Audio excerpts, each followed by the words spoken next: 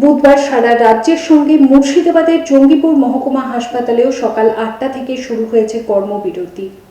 চলবে বিকেল 4টে পর্যন্ত।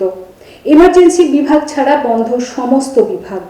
চিকিৎসকদের সঙ্গে যুক্ত হয়েছে nursing home association, medical association এবং ডায়াগনস্টিক সেন্টারও।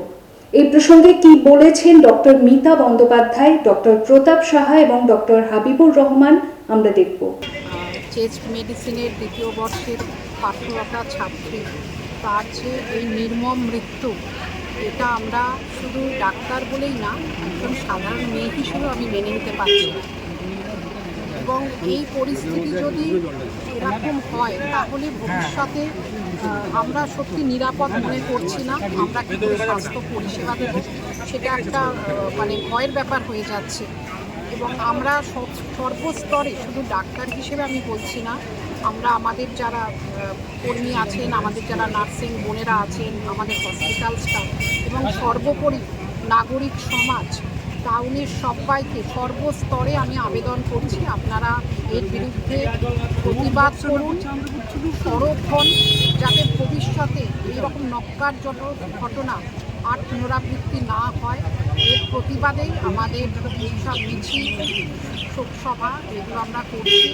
আমি চাইব ভবিষ্যতে কোনো মায়ের যেন কোল এইভাবে না খালি হয়, যারা পড়তে এসছে তাদের জীবন যেন সুরক্ষিত থাকে, আমাদের ওয়ার্ক অ্যাটমসফিয়ার যেন খুব ভালো থাকে, সবাই যেন আমরা ভালো করে সুষ্ঠুভাবে আমরা নাগরিক পরিষেবা দিতে পারি।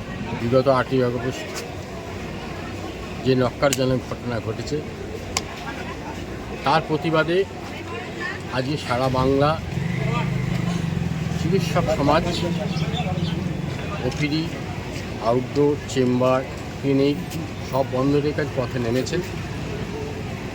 কারণ আমরা অসহায়, শুধুমাত্র ডাক্তার হিসেবে নয়, একজন স্বাস্থ্যকর্মী হিসেবে, একজন পিতা হিসেবে, একজন দাদা হিসেবে, একজন সুস্থ নাগরিক হিসেবে আমরা আতঙ্কিত।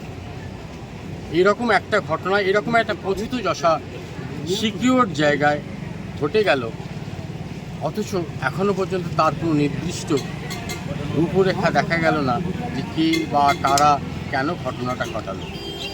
আমরা এই ঘটনার সুবিচার চেয়ে পথে নেমেছি এবং যতদিন না আমরা সুবিচার পাচ্ছি, বিভিন্ন রকমভাবে আমাদের এই আন্দোলন চলতে থাকে। কোনো ঘটনা না ঘটে, যারা আমরা হেলথ কর্মী আছি, doctor, nursing staff, others hospital staff বা মেডিকেল স্টাফ আছে, যেন 24 আওয়ার্স সুরক্ষিত হয়ে কাজ করতে পারে, নাগরিক সমাজ যেন সুরক্ষিত রাস্তায় চলাফেরা করতে পারে, এটা যতক্ষণ না আমরা এনসিওর হচ্ছি গভর্নমেন্টের তরফ থেকে, ততক্ষণ আমাদের আন্দোলন চলবে। কখনো হালকা সাজে তাড়াতাড়ি, কখনো সেজে গুজে বিয়ে বাড়ি, কখনো বা ওয়েস্টার্ন আউটফিট, কখনো বা পাট ভাঙা শাড়ি, যখন যেমন সাজ গয়না তেমনি, কোনো অকেশনে কখনো জাস্ট এমনি। অঞ্জলি জুয়েলার্স, ঠিক যেমনটা চায় আজকের আধুনিক